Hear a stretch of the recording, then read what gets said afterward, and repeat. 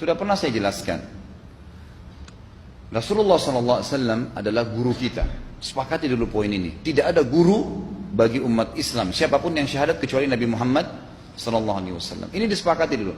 Semua dai dan ulama adalah pewaris beliau. Artinya harus mewariskan ilmu yang beliau ajarkan. Apa yang diajarkan itu yang disampaikan ke umat. Yang tidak diajarkan mereka larang agar dikerjakan. Kan begitu mestinya. Ini kaidahnya dulu. Masalah kasus ada orang imam pimpin doa setelah sholat. Jangan dibahas doanya. Doa adalah ibadah. Tapi begini, sebelum anda kerjakan satu ibadah, tanya. Saya mau ziarah kubur. Jangan ziarah kubur sebelum anda tanya bagaimana Rasulullah SAW ziarah kubur. Agar jangan anda buat-buat ziarah kubur itu. Adanya orang taruh kembang di kuburan, siram air, buat batu nisan, pasang lampu, baca zikir-zikir di sana. Karena dia mau ziarah kubur semaunya sendiri. Tidak bisa. Anda muslim, punya kiai, punya Rasulullah SAW. Suri toladan kita, uswatun hasanah. Tanya Rasulullah ziarah kubur bagaimana. Rasulullah SAW dalam hadis Bukhari menziarahi kubur Baqi. Datang, memberikan salam, mendoakan mereka, pulang. Nggak ada lagi yang lain.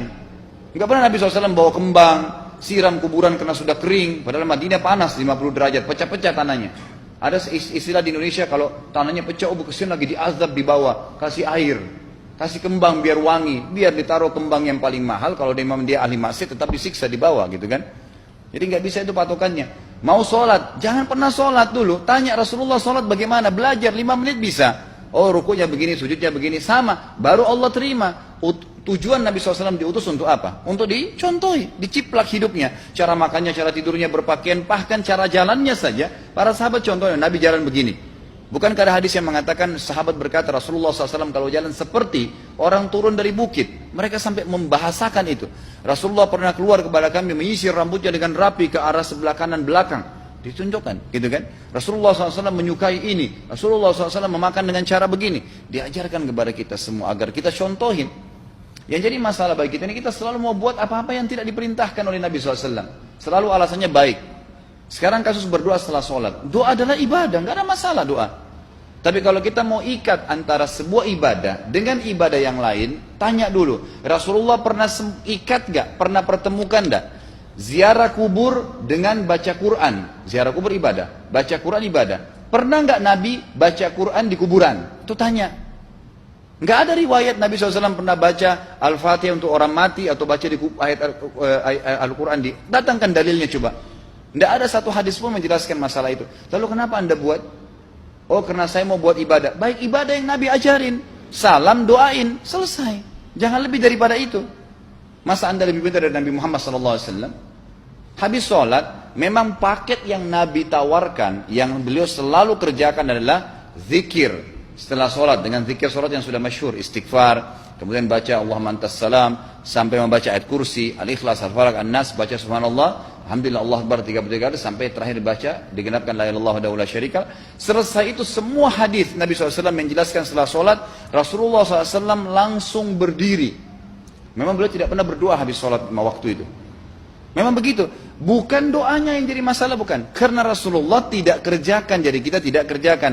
Saya tekankan dalam pengajian saya, kalau anda punya hajat berdoa, berdoalah setelah sholat ba'diyah. Insya Allah aman. Karena sudah lepas dari paket yang Nabi tentukan. Selama Rasulullah SAW sudah mencontohkan dan memerintahkan sebuah perbuatan, ditentukan tempatnya, jumlahnya, waktunya, jangan pernah dilanggar. Habis sholat bacalah subhanallah 33, alhamdulillah 33, Allah Akbar 33. Jangan anda bilang saya bisa baca 100. Loh, Rasulullah suruh 33 kok.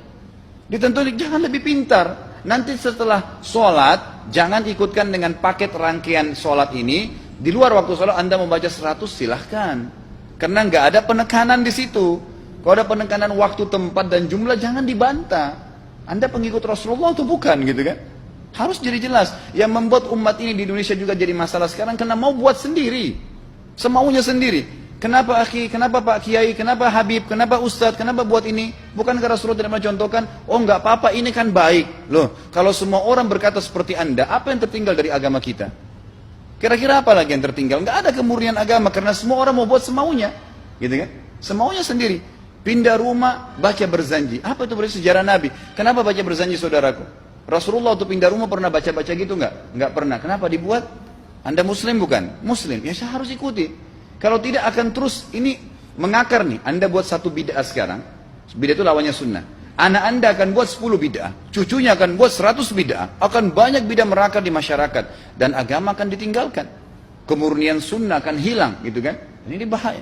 Ingat, Nabi SAW mengatakan kepada kita dengan hadis yang sangat jelas. Hadis sahih riwayat Imam Ahmad bunyinya begini. Semoga Allah merahmati umatku yang menukil dariku seperti apa yang aku ajarkan atau sebutkan.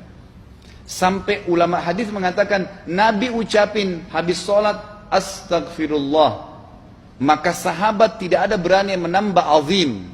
Enggak ada sahabat yang bilang astagfirullah azim habis sholat, enggak ada. Astagfirullah saja karena Nabi ucapin itu. Mereka mengakui tidak lebih pintar daripada Nabi SAW. Kenapa kita harus tambah? Astagfirullahaladzim, wali walidayya, wali muslimin, panjang. Dari mana ini semua? Ditambah-tambah, diembel-embelin, kenapa? Akhirnya keluar dari ajaran Nabi Muhammad SAW. Ini masalah gitu kan? Kenapa harus dilakukan? Peringatan maulid Nabi sudah sering saya ingatkan. Anda tanya semua yang buat maulid, kapan maulid itu sejarahnya ada? Semua buku sejarah menjelaskan tahun 230 Hijriah. Nabi meninggal tahun berapa? 11 Hijriah. Gitu kan? 11 Hijriah. Lalu kenapa harus ada dilakukan? Dan dari mana sejarahnya? Yang membuat pertama adalah orang-orang Syiah. Sejarahnya jelas dari Fatimiyah. Semua buku sejarah sepakat mengatakan bahwasanya maulid munculnya di zaman Fatimiyah. Dinasti Fatimiyah, orang-orang Syiah di Mesir, gitu kan? Dan mereka punya 6 macam maulid yang sampai hari ini masih dikerjakan di Iran. Ada maulid Nabi SAW, Hasan, Husain, Ali, Fatimah, dan raja mereka. Sampai hari ini masih ada.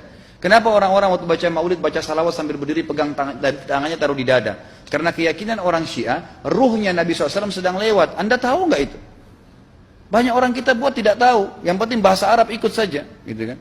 Tidak bisa. Nabi SAW tidak pernah rayakan. Pernah ada yang bilang sama saya, Ustaz, kan Nabi SAW pernah bilang, waktu ditanya tentang puasa Senin, beliau mengatakan hari itulah aku dilahirkan. Terus kenapa? Berarti boleh merayakan ulang tahun hari Senin, gitu kan? Tidak. Nabi SAW cuma menginformasikan bahwasanya beliau lahir di hari Senin. Dan beliau tidak pernah ngumpulin sahabat untuk baca bersama-sama, merayakan hari raya. Beliau tidak pernah. Kalau itu benar, Nabi nggak bakal tinggalkan kok. Ibnu Katsir rahimahullah, garis bawahi poin ini. Ibnu Katsir rahimahullah, dalam tafsir beliau, tafsir Quran Azim. Dan subhanallah Ibnu Katsir ini, kata ulama, hampir semua kalangan golongan itu banyak memakai banyak memakai buku beliau. Walaupun berbeda dari sisi pemahaman yang lain, tapi tafsirnya kebanyakan kembali ke tafsir beliau. Beliau mengatakan tafsir surah Al-Maidah ayat 3 yang bunyinya a'udzubillahi minasyaitonir rajim, al-yauma akmaltu lakum dinakum. Hari ini saya sempurnakan agama kalian, kata Allah. Ya. Wa atmamtu alaikum nikmati. Saya sempurnakan nikmatku pada kalian. Artinya tidak butuh yang lain.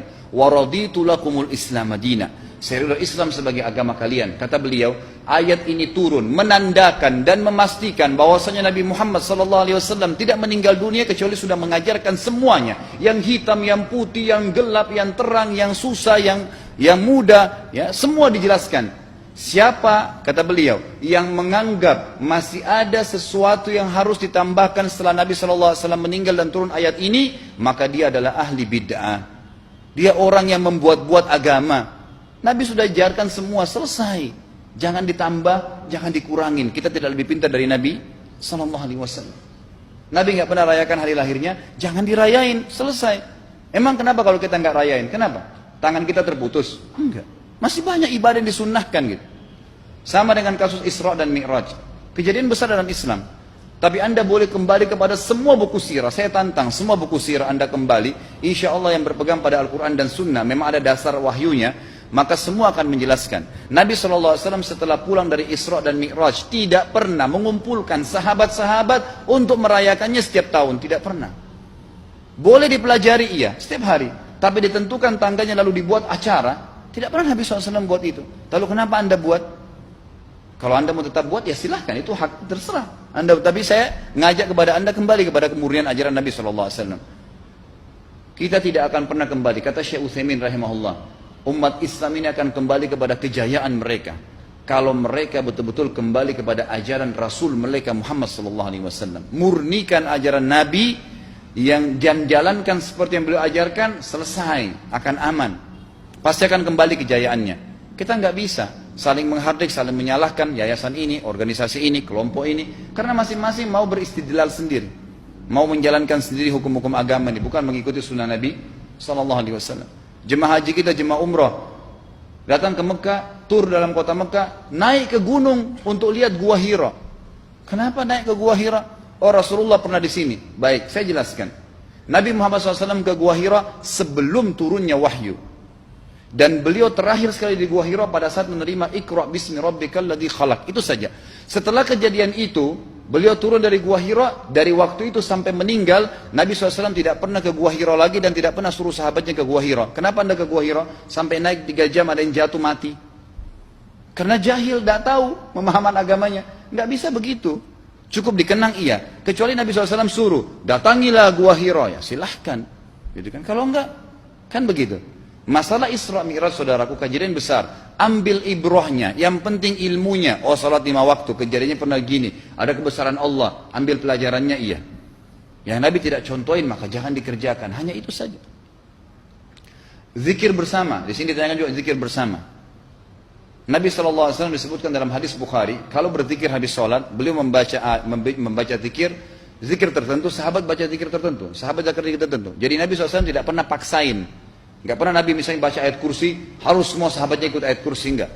Nabi SAW baca ayat kursi, si fulan baca al-ikhlas, si fulan baca subhanallah, masing-masing. Dan ingat, Allah SWT mengatakan apa? Tentang masalah zikir dan doa ini. Ya.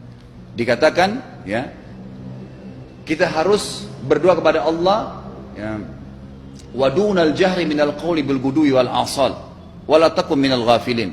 Berdoalah kalian, berzikirlah kalian dengan doa kalian, dunal jahri minal qawl, tidak dengan teriak-teriak. Allah berfirman dunal jahr, tidak teriak-teriak, ya. Dan janganlah kalian menjadi orang-orang yang lalai.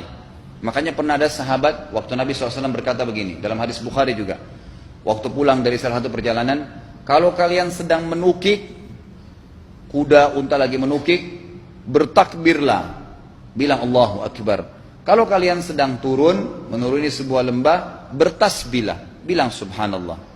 Ada satu sahabat Badui, orang dari padang pasir, semangat dia jalankan sunnah Nabi. Waktu kudanya lagi naik, Allahu Akbar, dengan suara keras dia teriak. Jalankan sunnah kan? Tapi teriak ya. Apa yang terjadi? Nabi SAW panggil, ditepuk pundaknya, Nabi mengatakan, pelankan suaramu. Zat yang sedang kau panggil tidak tuli. Allahu Akbar. Cukup. Ada apa? Kecuali di medan perang lain nakutin musuh, gitu kan? Untuk apa takutin kuda sendiri? Nggak perlu, gitu kan? Jadi mengikuti sunnah Nabi dengan ilmu yang benar itu akan membawakan ketenangan hidup. Yang buat kacau kita ini jadi kacau karena mau membumbu-bumbui macam-macam ditambah-tambah.